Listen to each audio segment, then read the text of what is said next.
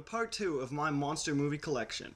Now I did want to specify, as I did get a few comments relating to it, and that these are not all of the monster movies that I've seen. Lord knows I've seen much more, but these are only the ones that I own, just by chance, gift, whatever. So, getting to it, I don't think there's any better place to start than there is with the original, and as the cover so proudly proclaims, I know it's backwards there, it says the original Japanese masterpiece, Gojira. Now this is actually a really nice edition by Classic Media, R1. It's got a really great packaging here, as you can tell. It's quite nice material inside of it. It's actually almost like a digibook casing, if you know what that is. And it's got both the original Japanese DVD of the movie, as well as the American version, King of the Monsters, which has been Raymond Burrified. And as well has this really handy booklet in it with a ton of really nice information relating to just the production of the film itself, its themes, general things like that. Great movie. What more can I say about it? It's the original. Tons of creativity using the effects. It actually has a pretty good plot in it. Some good character development. I really can't say enough about it. Next up is Big Man Japan, which is actually pretty recent, and I realize it's not entirely a giant monster movie, as it also kind of goes with the tokusatsu genre as well as the Super Seinen genre, but this is a really fun movie. It's kind of a parody along the lines of The Incredibles, but a lot more Japanese, obviously, and a lot more out there. Really good, though. Actually, surprising amount of human drama in it. It's got some really interesting monster designs in it that you're likely not going to see anywhere else. And although some of the comedy does fall flat, I find that a lot of it is actually quite effective. It just throws so much at the screen that you can't help but love some of it. Not to mention that the climax is absolutely absurd, to say the least. Next up is, let's see. Oh yes, I actually just got this one fairly recently. This is the Godzilla DVD box set, DVD collection here from TriStar, and this is not a very good collection, to be perfectly honest. I'll just take them out here. It's actually a combination of 5 DVDs here. The American Godzilla, it was a gimme in the grab pack, what can I say?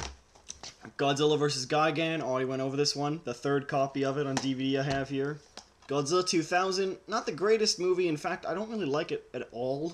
But, the monster's cool. Orga's pretty cool. It's a nice cover. This is only the American cut, too, by the way, adding in terrible English dubbing. I'm actually surprised how horrendous the dubbing is in this. None of the mouth movements seem to match. Voices just don't fit. It's just terrible.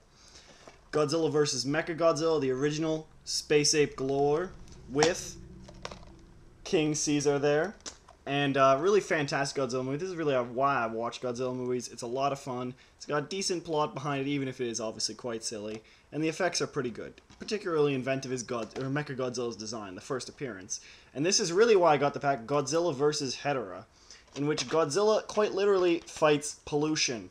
Yep, he turns a hippie, he flies, there's a scene where people trip out, or some guy trips out and sees everyone in the club with fish heads. There's animated interludes explaining Hedorah and Godzilla. Like, it's just absolutely insane. And I hear that the director for this went on, like I said, a previous video, I think, to make Godzilla vs. the Sea Monster. And I don't know how the hell he got another movie. But yeah, it's just, wow. I don't even know what to say. Go see it, because it's easily the silliest thing I've ever heard of, by the way. And I realized, that's why I had to pause there, that it's actually not the same director. Forgive me for that. Next up is the recent releases of Shout Factory's Gamera and Gamera the Giant, or Gamera vs. Baragon, and Gamera the Giant Monster here. And first one, really silly. I still stick by my review of that. Gamera vs. Baragon, surprisingly great. I'm not really going to talk a whole lot about these. Some really nice commentary on here, as well as linear notes, and nice insert casings here, where if you'll notice in the back of the DVD portion, there's kind of what can I say, like a biology chart of Gamera, and there's a really nice booklet here they insert with it. Both of them have these. They're going to be releasing 2 more double features at the end of September for R1 again.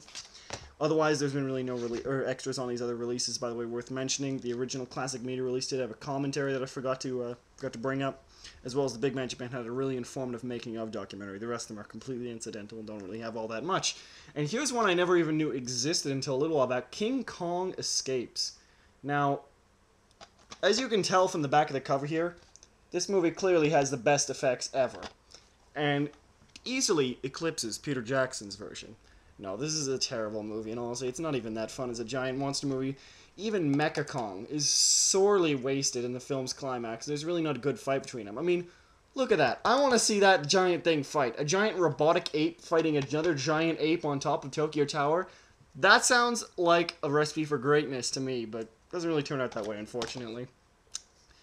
Next up is Gamera the Brave, which is the most recent entry in the Gamera franchise. It does go back to the kitty theme that some of the earlier movies took, but I actually really enjoyed this movie. Again, I've posted a review for it, so I won't go into it in detail, but I think this is a really well-produced movie, and there's a really nice extra with the director's lecture on how to make a Gamera film, kind of a pretentious title, but actually a very interesting thing to watch, even if I'm not sure I agree with him in every sentence he says. Or everything he says. American version of Cloverfield here, and this is a fantastic movie. I don't care what anyone says. It is designed to be a thriller ride. It wasn't meant to have a really deep story, and people are always accusing the characters in this film of being really shallow, one-dimensional horror victims, but I think there is an attempt to develop them, and even if they don't succeed as much at that, they at least try. And, like I said, it is meant to be a thrill ride. Can we really classify a lot of the Godzilla or Gamera movies, or any of these giant monster movies, as actually having good characters? I mean, the fact that there is even half-decent characters in this really should be a testament to how well made this movie is. I know a lot of people didn't like this, and if you can't stand shaky cam, it's going to really bother you. But I love the movie, frankly. I've been meaning to buy it on Blu-ray. I don't know why I haven't yet. And speaking of a movie I've been meaning to buy on Blu-ray is Peter Jackson's King Kong. It's true, it's incredibly bloated, and Jack Black is not the best actor, but at the same time, I really want to see that sea monster scene reinstated into the movie. There's some fantastic effects in this. After the first portion on the boat ride, which I didn't really love, the rest of the movie is really fun. Great, grand adventure movie. The climax is particularly powerful. I love this reimagining. To me, it is actually superior to the original King Kong, and I know it's blasphemous to say. And I've taken film courses discussing King Kong, and you know what? It's honestly such a generically made movie. And I can understand why people would love that one version more than the newest one, because, I mean, there's a lot more adventure to it, it's a lot less bloated, and just a bunch of other things, but I just prefer the Peter Jackson version, despite some really, really poor choices at times.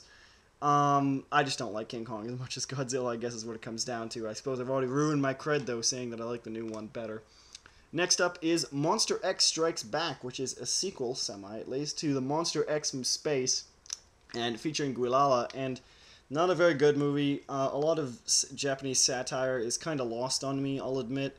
Not because I don't get it, but I just don't really like it. Particularly, they have a lot of these movies, kind of like gore comedies coming out. Machine Girl, Tokyo Gore Police, Robo Geisha, which actually does look kind of funny. But the ones I've seen just really don't do it for me. And this is kind of the same thing. I just don't like the humor. It seems kind of juvenile.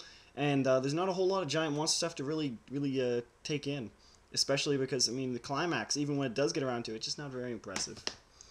Second last year, getting near the end finally, is the one Blu-ray monster movie I own. And by the way, I didn't get a Blu-ray for Gojira, even though it does exist, because I heard the video quality was not very good, as well, and the extras were much better for this one, especially considering it comes with the American version of the film. Next up is the Korean movie The Host. Fantastic horror movie. I haven't done a review for it yet, but I do intend to at some point. As you can see by the incredible list here, not really the words, but just the length of it, there is an immense amount of features. Fantastic horror movie, fantastic family drama. I really do think this is worthy of one of the best Korean movies ever made. Personally, I've seen a ton of Korean movies, even though I don't do enough reviews for them, I know. But I love it. I can't get enough of it. And there's certainly the video quality and audio quality is fantastic on this. English dub track's terrible, but it comes with a Korean track as well, so you can't really fault it. And lastly, I've come to Ultraman, the complete series. What can I say? It is fucking Ultraman. I mean, yeah, what more do you need to know? It's not really a giant monster movie, I realize. I'm kind of cheating on this one, is that it is a TV series, but considering the mass and the glut of giant monsters in this thing, it's really hard to fault it. I don't want to say one thing, though. I got this by Mill Creek, and this is the cheapest packaging I've ever seen. I mean, they literally put them in CD slip cases for you, and then it's not even a clip. You just press it down and hope it works. Video quality is terrible, audio quality is terrible, but in all honesty, I got this for $13 or $14, brand new.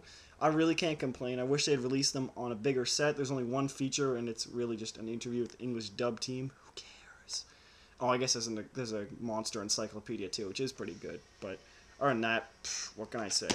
Thanks for watching, guys. Hope you enjoyed it.